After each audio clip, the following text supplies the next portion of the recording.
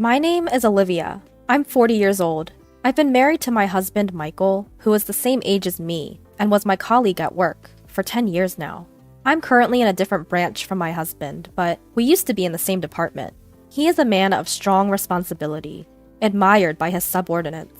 He has a bit of a show-off side and doesn't seem to want to show his weaknesses to others. He was a very masculine man, full of confidence and ambition. His work performance is well regarded by his superiors, and he is expected to be promoted without any problems. On the other hand, I'm quite the low-key type who doesn't stand out much. Given our opposite personalities, I was honestly surprised when he made a passionate approach to me.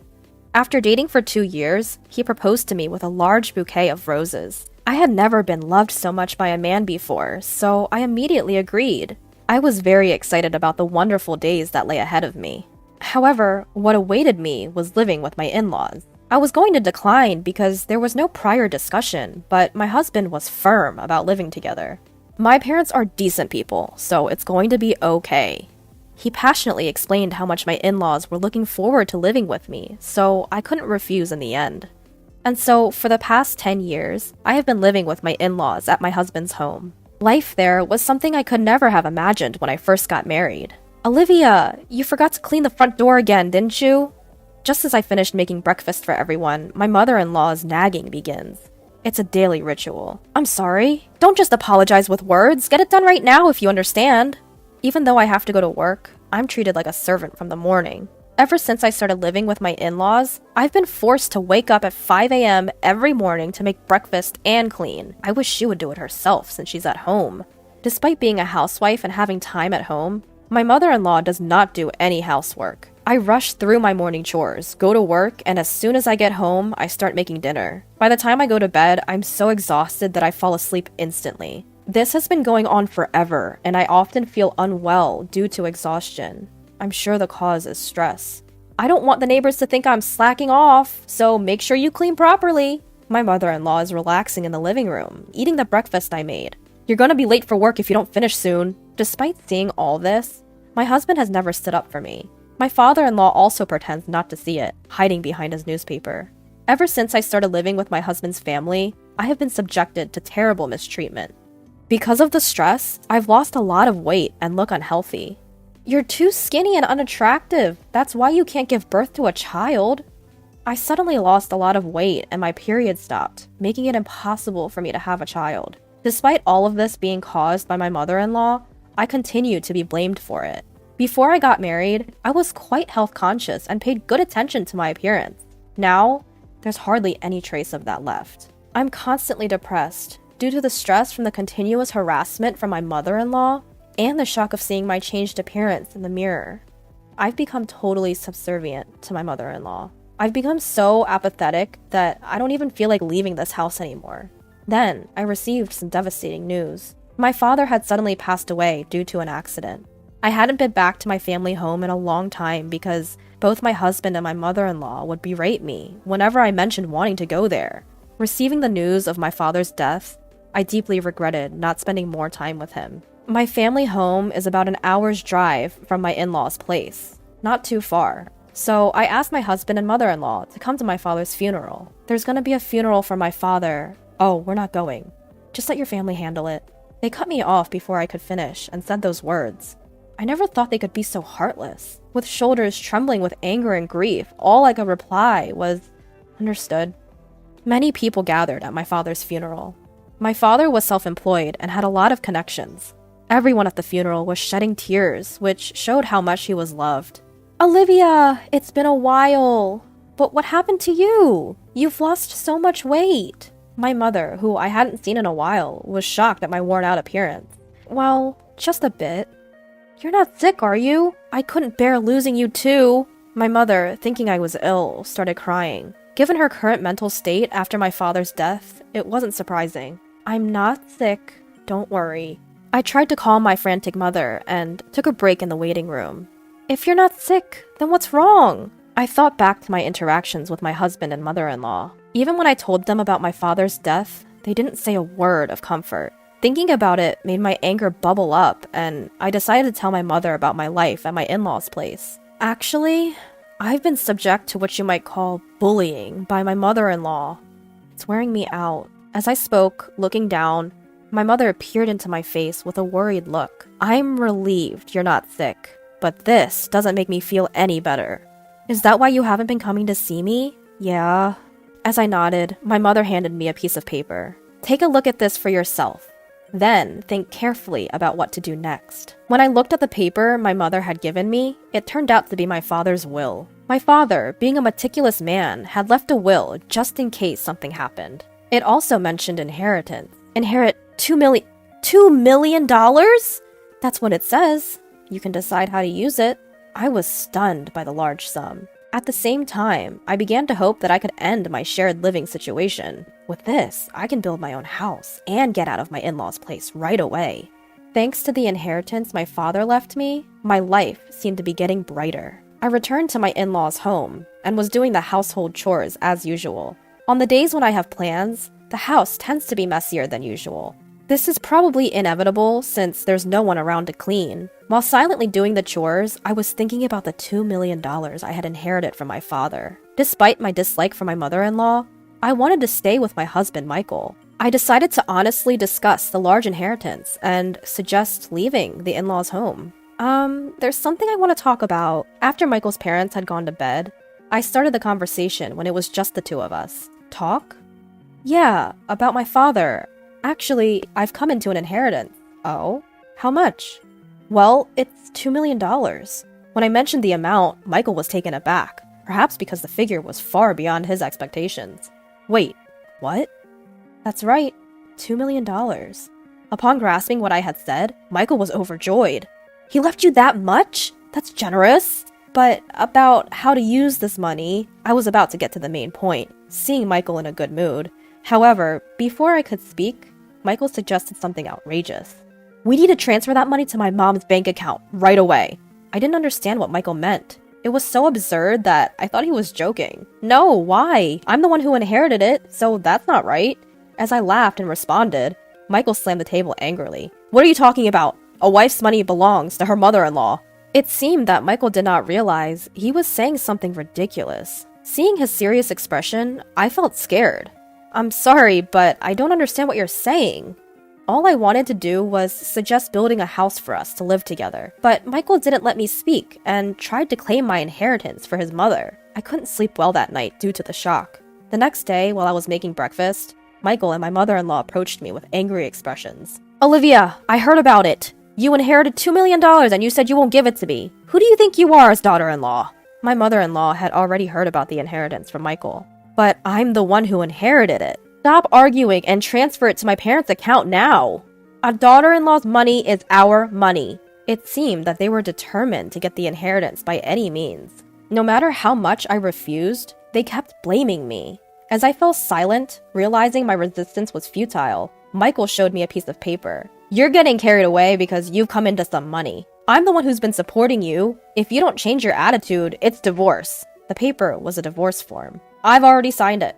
Take this and go back to your parents' house. If you apologize properly, I might reconsider the divorce. I received the divorce form with Michael's part fully filled in.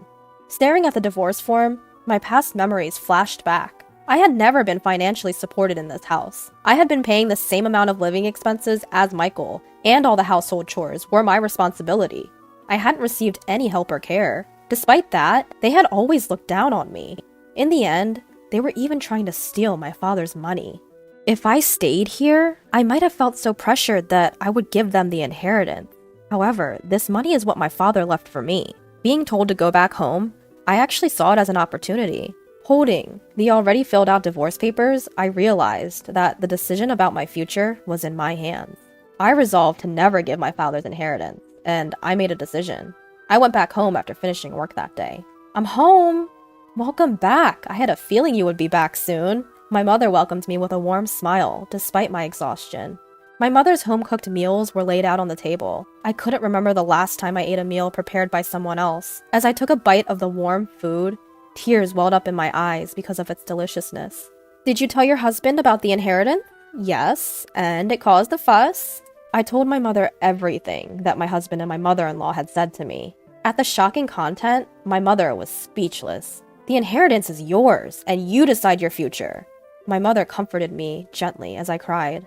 After being taken care of at my parents' home for a week, I decided to return to my in-laws' house. Well, I'm off. Take care. I wasn't afraid to go back to that house anymore. I headed back to my in-laws' house with a refreshed feeling. Finally back, huh? Have you reflected on your behavior? As soon as I returned to my in-laws' house, my husband and mother-in-law were waiting for me, arms crossed. Yes, I apologize. Please, let me live in this house again. I offered a superficial apology. Upon hearing this, my mother-in-law grinned. Well then, hand over the inheritance quickly. Actually, the inheritance process is taking a while. I haven't received it yet. It's a complex process, so it might take another 6 months or so. Does it take that long? Well, fine. Both my mother-in-law and husband seemed satisfied, thinking I would hand over the inheritance obediently. However, they kept nagging about me going back to my parents' house for a week.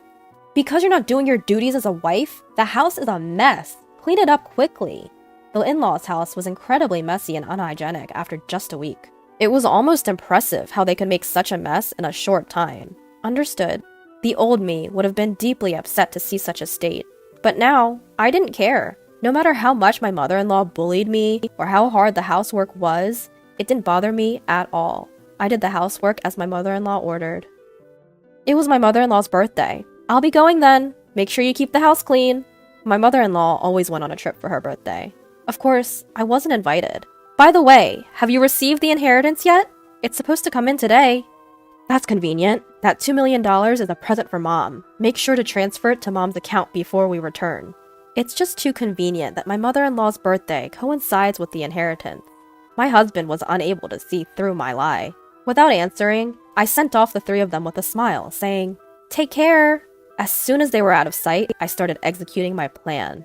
I had been waiting for this day for a long time. They'll be quite surprised when they return from their trip, but that's no longer any of my concern. I quickly packed my things and left my husband's family home. Wow, this is amazing! I was moving my belongings into my new home. Actually, I had built a house with my father's inheritance. I'm so happy to be able to live in such a beautiful house. And I decided to live with my mother from my hometown. I'm truly happy that I don't have to worry about those people anymore. I sank into the plush sofa, feeling content. Today is a celebration of my new home with my mother. We invited a chef to our home and spent a luxurious day. The next evening, I received a call from my husband. What the hell is going on? He probably didn't understand the situation, as all my belongings were gone when he returned home. I won't be coming back there. Goodbye. I tried to hang up without wanting to talk to my husband, but my mother-in-law was yelling on the other side of the phone. What are you doing? Where are you now? I cannot tell you that. You told me to clean the house, so I tidied up my belongings. That's not a funny joke. Plus, you didn't transfer the inheritance. How many times do I have to tell you that the daughter-in-law's money is mine? Huh? I'm single, you know. When I answered that, my yelling mother-in-law suddenly became silent. Single? Well, I'm a divorcee. I was handed a divorce paper, so I submitted it. I'm a stranger to you now. Goodbye. I hung up the phone after saying that. I couldn't stop laughing, imagining my mother-in-law's stunned face on the other side of the phone. I feel very relieved to be unrelated to that family now. After that, I received numerous calls from my ex-husband. When I had some free time, I purposely picked up the phone and ignored the abuses from my ex-husband and ex-mother-in-law. I thoroughly recorded all those calls. I decided to consult the police with those recordings. Harassment from an ex-husband is not uncommon. We'll give a warning before it gets dangerous. Thankfully, the police responded immediately and went to warn my ex-husband's family. For my ex-family-in-law who care about their public image, just having the police come would be enough damage. In addition, a subordinate of my ex-husband who lived in the neighborhood saw the police coming. My ex-husband was a prominent figure in the company, so the rumors spread quickly. Moreover, the colleagues and subordinates who didn't like my ex-husband started to spread bad rumors about him. Eventually, the rumor reached the department I belonged to. Did you hear that the police came? I'm divorced now, so I don't really know. What? You're divorced? Yeah, I was fed up with the abusive language from my mother-in-law and my husband. I spoke in a loud voice so that others could hear. The rumor-loving employees spread the rumor even more. It didn't take long for the rumor to reach my ex-husband's boss. You've been getting a lot of bad rumors. Huh? What are you talking about? I hate men who can't cherish their wives. Moreover, with such bad rumors circulating, it'll harm our reputation, so I've decided to transfer you. The transfer order given to my ex-husband was harsh. Wait, this place is... It was a branch office in the worst performing region. There's absolutely no entertainment around. It's a place you could call a landlocked island. You know what this means, right? Everything my ex-husband had built up to this point had collapsed, and there was no prospect of promotion in the future. Unable to refuse the transfer order, my ex-husband had to move to this rural area. As for my ex-mother-in-law, she was probably shocked that her son's reputation had dropped, and that she could no longer live with him. She ended up becoming a recluse, which led her to developing depression. There were also suspicions of dementia, as she often caused disturbances at home. My ex-father-in-law is desperately taking care of the drastically changed ex-mother-in-law. Even if there's no blood relation, a daughter-in-law is still an important family member. What happened to my former in-laws was simply karma for the harassment they continued to inflict upon me. Now, I'm living happily with my mother. We've even started gardening in our spacious yard. If I were still in that house, I would have never encountered this wonderful hobby. Having found a hobby has made me feel alive. My body, which was worn out from stress, is now healthy again. I'm so happy that I could cut ties with my former in-laws.